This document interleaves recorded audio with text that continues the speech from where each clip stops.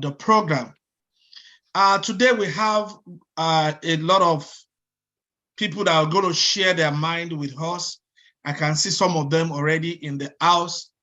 We have Dr. Anima Shaun. Dr. Anima Shaun, he is also a mathematician and he based in Federal University of Technology, Akure. And without wasting much of our time, can we introduce, call on Dr. Anima Shaun? Dr. Anima Shaun, over to you. I think you are co-host. Can you unmute yourself? Yes, of course. Okay, thank you very much. Can you all hear me? We can hear you. You can increase the volume a bit. Okay, thank you very much. I consider this to be a privilege to be in the midst today, your midst today at least, to share one or two things.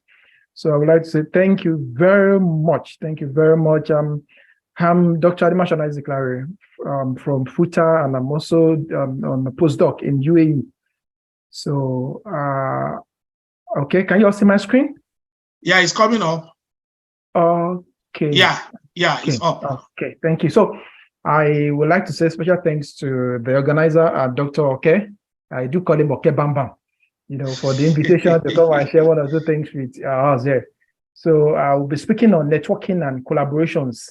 So just like I've said before, that I'm Dr. Anima Shaun Isaac Larry. So I'm a member of Nigerian Young Academy, and at the same time, I've been working within the scope of research since 2015.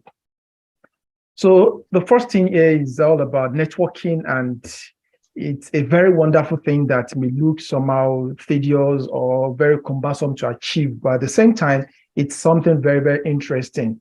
When it comes to networking, there are three things I always like to share with people. It tends to do with the spiritual, marital, and career. So this networking is very important to help us to achieve, to stabilize, to get the best out of those 3 points. And in broad sense, it has to do with connection and building relationship. So if that is the case, then it means that when it comes to spiritual, we need networking. When it comes to our marital life, we need to network. We need to connect, collaborate, and network with our partners. And in terms of career as well, it's also important because of these two keywords, connection and then building relationship. But I will narrow everything down to the concept of career, which is to help us to update the body of knowledge. Because one thing about anything we do in life is to be very specific about the aim. What is the aim? So the aim of this, my topic, only we focus on updating the body of knowledge with more facts. Now, what are the advantages? What are we going to get if we're able to get this networking right? Number one, it provides someone with advice and contacts, which can help to make informed career decisions. It helps us to meet so many people.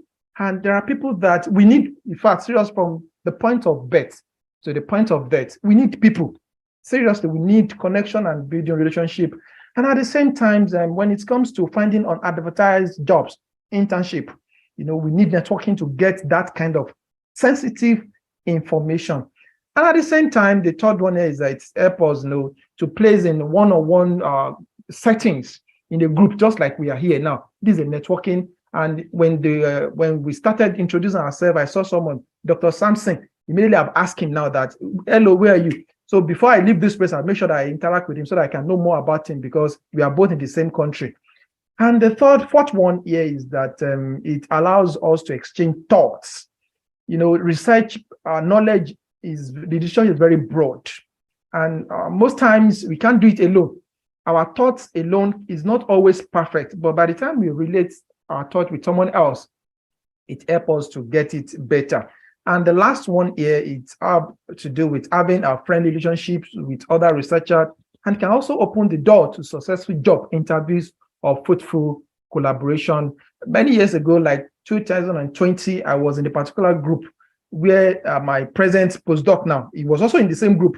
So whenever they ask any questions, I always try to explain without knowing that someone was actually watching me, and I just keep on responding, try to explain to some people, and at a point, he just sent me a message that, where are you from? And I replied that I'm from Nigeria. And said, wow, that's good.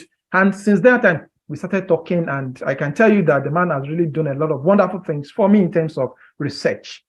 Now, I would like to mention 5 tips about effective networking for researchers. The first thing is this: we just need to get started now. We don't need to wait until I'm a professor before I start building networking. It will be too late by then. So, and it's never too late now to start the process, because it has to do with attending conferences. There are some conferences that actually focus on our group. And thank God for COVID-19. Now all of us can attend online conferences. At times we may not even pay. And at times you may have to just pay one or two things. But most times you don't have to pay. Just come and talk. So we just have to start something like that, because this can also help us to really achieve that connection and to build the relationship. And the second one here is this: we just have to be open and friendly. Seriously, collaboration, networking, you can't it asks some aspect of good relationship and friendship, because when you look at it, it looks like we should make it professional. And at the same time, we need to introduce the concept of friendship. Just like I've said now, that I do call Broshegun Okebambam. He was my senior in Lautech. So, and with that, we talk to one another like brothers. At times we used to be calling me brothers. And I was like, Okebamba did that. He's my senior brother. We call him banded above. So at times we just need to be open and be friendly. Just like 2 hours ago, a friend came to my apartment and we were talking. And when we create this kind of friendship, it helps us to explain so many things. And that is when we can learn, even in terms of our body composition. When you are open and you are friendly, you get we get this tangible information, and we can able to create bond better. So the third one here is this: give your network time to grow. Most times when we start this collaboration networking, it takes time. But most times it's actually growing. It's just like a bamboo. When you plant a bamboo tree, it takes time before you can see it coming, compared to sugarcane, that within 2-3 weeks you can see it coming out. So it takes time, but it has to do with consistency. You just keep on doing it one after the other. You interact. Hello, Professor, I just want to greet you today. How are you? How is research going? Okay. Professor, I see your new published articles. I noticed that this is the way you present the aim. Can you tell me more? So by the time we keep on doing this thing one after the other, before you know it, it will grow. And how do we even go about it? The first thing I will introduce to you is ResearchGate. Wow. It's a very good platform, which I will explain very well in this slide, how I've been using ResearchGate, to build networking. Because if you check my Google Scholar, I have so many co-authors, so many of them from different countries. And that one even helped me to win one award 2 years ago from HIOP.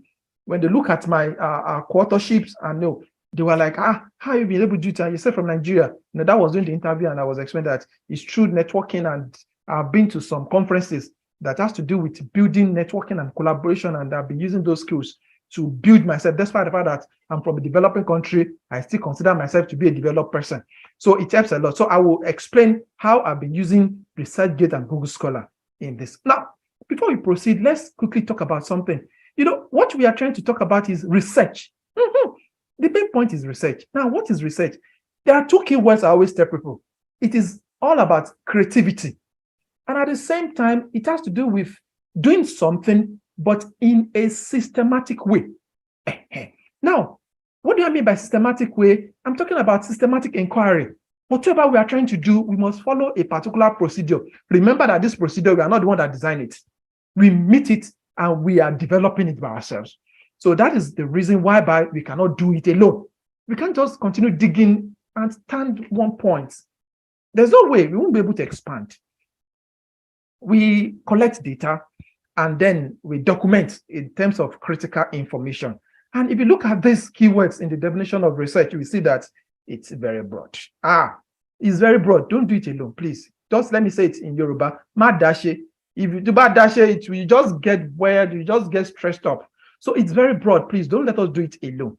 Now, the third one has to do with analysis and interpretation of data information in accordance with suitable methodologies set by specific professional. So at this point, we now see clearly now that this thing we call research, it involves so many people from different countries, different personalities, and no matter what, we must have something in common. That thing we have in common is called LCM in mathematics, lowest common factor. So when we look for this lowest common factor, it has to do with looking for someone that you can relate with, someone that you can brainstorm with, someone you can achieve a kind of group discussion, reaching a consensus about process of analyzing problems and finding solutions. So at this point now, look at all these 5 keywords: brainstorming, group discussions, reaching a consensus about process of analyzing problems and finding solutions. Is there anyone we can do alone? No, we cannot do it alone. Let's go to ResearchGate now. ResearchGate, this is my platform. I think all of us can see it. Now, if you look at this, you will see that it shows my information, and at the same time, you can see questions. Okay. Many years ago, even not many years, just like 5 months ago, this thing called scores, it was removed. Can you see it there? If you check your ResearchGate now, you notice that this thing called scores is not there again. And that is a secret. I don't know why ResearchGate removed it recently, but this thing is no longer on ResearchGate, but it was there like 4 or 5 months ago. What is it all about? It gives us something like this, which can let us see our activities in terms of asking questions and in terms of providing answer to people's questions. You see that? Now, look at this here. This one shows that out of 48.23, I was able to acquire 9.79% of it through questions. I do ask people questions on ResearchGate. Whenever I'm studying and I just notice something technical, I will go on ResearchGate and ask questions, and people always answer. So in the process, I'm able to get people to work with me. So when I post these questions, some of them reply, some of them will send me materials. And by the time I'm reading the materials, I relate back with them. Thank you very much for the information. I'm able to find it very useful. Can I talk with you better? Can we talk more? Can we, most times they don't reply. But the concept of being friendly, I just brute train him. And at times, some of them reply. And before you know it, research continues. And at the same time, I always provide answers to people's questions. As you can see here, I was able to get 25.11% of 48.23 just because I do answer I provide answer to people's questions. And this is very important. So I will advise us that if you go back to this front page, we see question there. So we can use this concept to build our networking and at the same time to enhance our collaboration skills. So now back to the front page again. There's still something I want to explain about this, and I have been using it to build my network, to build our collaboration. That is a question. If you click on that question, you will see this. Is either you ask a technical question or you start a discussion. Anyone you like, you can use it. Now, look at this now. Someone asked this question that, what is the effect of particle diameter on the nanofield density? Meanwhile, in my published articles, I've provided a lot of answers on this concept. This is an opportunity for me to answer. Then all I have to do is just to click the answer and I'll provide the answer. And most times, it's the person will reply, and from there, I will continue the discussion. Okay, I can even go and look at the person's profile and look at the recent published articles. Then I can look, okay, you published this article recently. Can you share with me better? Can we discuss about it? And before you know it, you start. Even most times, I use this one to get more citations. You can see the discussion now. Look at my answer now. In the answer, I was able to explain, to post my articles where I actually provided answer to the same question. And I was able to add something again. And I'm very sure by the time the person reads this, there's possibility that the person can cite my articles that, oh, I obtained this answer from this article. That's one citation. Okay. Now, let's proceed again. Just yesterday, 9 hours ago, look at this. Someone asked a question that how to write and publish an engineering book. Wow, it's a wonderful thing. Then I quickly provided answer to it. Look at it. I said, your intention is good, but I guess it's better to revise your intention to read. You want to contribute something significant to the body of knowledge. Around June 2019, I also conceived a thought like this. The major question was that, what exactly do I know? And I would like to explain it better. And I provided the answer. And before you know it, the discussion continues. Now, let me share with you one of the feedback now. Look at the feedback now. You can see this man, April 22. After we've been talking on ResearchGate, he replied to me and he was like, respected sir, greetings of the day. I am so something. I'm a professor from this. and I'm interested to collaboration. This should be, I'm interested to collaborate with you, right? Okay. I'm interested to collaborate with your research. And that was all. And we continued the discussion. And before you know it, things continue like that. And the number 5 now is this. We need to learn this act of posting positive comments on ResearchGate. If you look at this, you see that this is one of my published articles. And then you see the comment 1. Look at this, latest citation 1. Now, you notice that this person here just cited my work. Okay, what am I supposed to do? Am I just supposed to walk away like that? No. So I just have to click on this latest citation. I will read the published articles and I will look at it. So on my phone, I have a database of so many comments. I will just copy the comment that I think is very suitable and I will post it as a comment. Because when you appreciate people, you get what you appreciate. And when you kick someone away, you won't get it. So most times I always post comments on people's work, trying to appreciate them. Look at this second, I said the title and the abstract, they are sufficient for readers to understand the report's contribution to the body of knowledge. Congratulations on the great work. Before you know it, we started talking. People, when you appreciate people, they like to talk with you, they like to communicate with you. So most times when I post something like this, I always use it to get people to work with me, So they will reply, and before you know it, we continue our discussion. Now, let me now explain Google Scholar now. Most times, some of us, we don't add our co-authors on ResearchGate, Google Scholar, which is not good enough. So please try as much as possible, to create your Google Scholar in such a way that you can have the list of all your co-authors. Okay. Now, what am I trying to say here is this. If you go to year, you click on year, it will sort out from the recent articles to the old one. Okay, so what you can do is this. When you visit people's Google Scholar profile, check from the recent year. People always like to discuss with you on their recent publication. That's one thing I learned. When I check people's profile, I click on year, I will see what they published in 2022. Then when I read the paper, I can communicate with them and they will answer. But if you are communicating with them on paper I published in 2017, I may not be able to I will need more time to answer the question. So in that case, I will just shun it. But one thing I'll be using is this. If I see someone I want to collaborate with or I want to build a networking with, I spend time reading their new articles, new published articles. And when I engage them in a discussion on new articles, they always respond compared to discussing with them on the paper they published in 2016. 2016, that's like more than 6-7 years ago. No, look at this now. This is my own profile. I could see that they said 284 citation for my paper I published in 2016.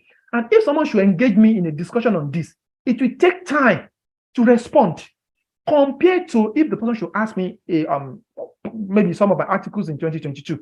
So now another thing I would like to share with us is our abstract. I've been able to use my abstract to build collaboration with, to invite people to work with me. And how have I been doing it? Now, most times when we are writing our abstract, we always use the first sentence to present the aim, which is not good. Please don't do it again. It's better to use the first sentence to present the significance of the study. Now, let me explain this better now. Look at this abstract now. This is one of my published articles. And look at the first one. I said, some of the fundamental properties of nanofluids capable of influencing not only the transfer phenomenon, but also mass and heat transfer within the boundary layer and throughout the domain. They are thermomigration and random mobility of nanoparticles the best way. In such a case, mentioned above, nothing is known. See, immediately I use this word, nothing is known. I'm not presenting the aim of my study. So when I put something like this, I notice that people always copy it and send it back to me that, oh, you just published a new article. Can you tell me more about the significance? That's an opportunity. Then before you know it, I will respond. Okay, this is what I was trying to say. This is it. And before you know it, they will cite the paper. And before you know it, I'm able to build a collaboration with them. And the next thing is towards the end part. I've been able to discover that towards the end of my abstract, it's better for me to present the conclusion in a conclusive term. What do I mean by that? Sometimes we normally present our conclusion in terms of advanced level of discussion of results, which is not good. There's a difference between advanced discussion of results and conclusive statement. They are two different things. Now, let's look at this now. The outcome of the study shows that the friction at the wall decreases with partial slip, but the most minimum decreasing rate manifests at the higher level of buoyancy process when the transport phenomenon was induced by weak convection. You will see that this first sentence now, it is based on 3 to 4 or 5 observations. What do I mean by that? This conclusion is not standing in isolation. It is standing based on 3 to 4 different findings. And for us to achieve this, it depends on the way we analyze our data. But what I'm trying to say is that our conclusion should not stand in isolation. We should look for a way to bridge them together. We should look for a way to harmonize 3 to 4 conclusions together to give us a sentence. Then we put the sentence there. When we do something like this, 1, it will increase the citation of the paper. 2, when people understand your contribution to the body of knowledge, they will like to communicate with you. And that's collaboration and networking we are talking about. Number 8, some of us, we have issues with our collaborations, and the reason is because we don't know how to report our mistakes. Nobody is perfect. Seriously. Although there are some international scholars that they don't like it when you say you are making mistakes.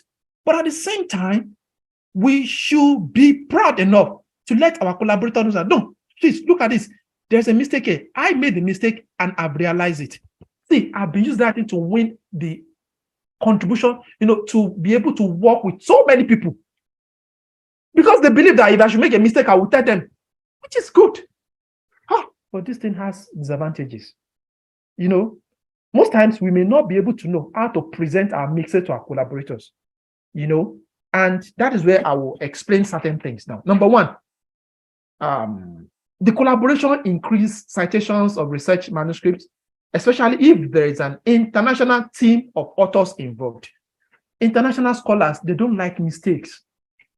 But we that we are coming up, young researchers, we may commit some mistakes. How do we address this issue? Wow. See, in terms of English, we don't need to hide. If we are not getting it right, there's a package called Grammarly. We can spend quality time using the software. It will help us a lot. In this, before I leave this place, I will drop my premium version of Grammarly. It is free. I mean, I paid for it, right? But I will share with everybody so that all of us can have access to it. I will share my login details so that in case there's anyone here that would like to use Grammarly software and you don't have the premium version, I'll make it available. When you spend quality time on this software, it will help us to improve the quality of our presentation. And also we can communicate very well. Then it's possible for us to find it very easier to tell our collaborators about our mistakes. But one important thing is this: we should not be shy. We should not feel inferior. Just because I make a mistake, I will not be able to. No, please. It's not good at all. That is one thing that push collaborators away. That is one thing that, make them, I don't want to work with this person again. It's not honest enough. And the second one is toxicity. There's some collaborators that are very toxic in the sense that they are possessive. They just want everything for themselves. How do you undo them? It's very simple. All you just need to do is just to, sir, I noticed that you are asking me more and more and more. Can you please explain? By the time you ask a collaborator, please, you present the problem you observed. Then you now ask, please, can you please explain? Immediately they explain, that, this person, I may not be able to work with you for long. This person, we are together forever and ever. So, and, from some of our scholars that are from Nigeria, there are some situation on grammar in the country that has to do with, which is not really friendly. I'm talking about, the situation whereby we are being treated in a very harsh way. This actually make many of our collaborators, perhaps some of us researchers, to be toxic. But at the same time, research must continue. So all we can do in this situation is just to let them, sir, please, the way you undo things, please, can you please make it soft a little bit? Hopefully it can work. But I must confess to you, there are many problems associated with collaboration and networking. But the point is this: how can we undo them? I've mentioned 2. The third one I've mentioned now is selfishness. Oh, cool. There are a lot of issues with that. When you are working with someone and you just notice something like that. But what I've been doing is this. I will just call their attention. Sir, I noticed you are saying something like this. I'm not really comfortable with that. Could you please explain to me better? See, by the time you let them know that, please, could you explain to me better? Then you will get to know what to do about the situation. Collaboration is very interesting, seriously. But we have different types of collaboration. For instance, Dr. Okay here, we've been talking for some times, and when he called me that, Isaac, come and speak on this, I said something to him. I said, sir, call me once, I will respond twice. Why? Because of our collaboration. When we talk, we don't need to make ourselves superior or inferior. Collaboration is all about friendship. But we, as a researcher, our intention is to contribute to the body of knowledge. And I've shown to us here that we cannot do it alone. We cannot do it alone. So we need to understand that there are different types of collaborations. All we need to do is that anybody that is interested, we can try to see what is the person's definition. By the time we understand the person's definition, then we can look for a way to harmonize it. You understand? When we harmonize this, it will help us a lot. Leadership style is another problem, which I must mention. We may realize there are some problems with collaboration that has to do with the person's leadership style, or perhaps our own passion. Yes. So I believe in 1 minute's time. Thank you very much. Let me round up now. So all this, there are some problems with collaboration and networking, which I believe all of us we can handle it. But the best way to address it is we ask the person, could you please explain? So let the person explain the pattern to you, then we know what to do. The three most important facets of individual is this: spiritual life, marital life, and career life, which I've mentioned that we need collaboration and networking to improve these three. But when it comes to career, it has to do with teaching, research, and community service. And there is no way you can do these three without collaboration, without networking. We cannot do it alone. In a semester, we are giving a course together with some other people. And there are many things that just have to do with this. And in this presentation, I've been able to call our attention to the fact that there are some things we could do to improve the way we relate, the way we can collaborate. And we should bear it in mind that there's some collaboration that may not last forever. We just need to bear that. And in terms of our spiritual life, John 6:35, Jesus replied that I'm the bread of life. Whosoever comes to me will never be hungry. Whosoever believes in me will never be thirsty. See, this is what we are looking for in research. Most of the thing we are learning, collaboration, networking, is because we want to contribute to the body of knowledge. And someone here is saying that you will not be thirsty. So most of the thing we need to improve our research, to improve our networking, to improve our collaboration, someone is saying it here that you will not be thirsty. That is what we need. And to further explain this, he said, yes, I'm the vine, you are the branches. Those who remain in me, I in them, we produce much fruit. See, that much fruit is what we are looking for in terms of publication. That much fruit is what we are looking for in terms of citation. That more fruit is what we are looking for in terms of having so many collaborators. And someone is telling us there that, come to me, you will get it. Now, the next one is marital life. When we are happy, that's when we can much productive. So please, to those that are married, please let us improve our marital life. When our marital life is improved, it's better. See, research is very easy to do. In fact, you can be beside your partner, your spouse, and research aim will come. And you will quickly pick a barrel and write it down. It's very interesting like that. Thank you so much. Thank you very much for the opportunity to speak with you here. You see that if you give me time, I'll just continue talking. I know. That's why. I know. Thank you so much. You can stop sharing. Oh, if you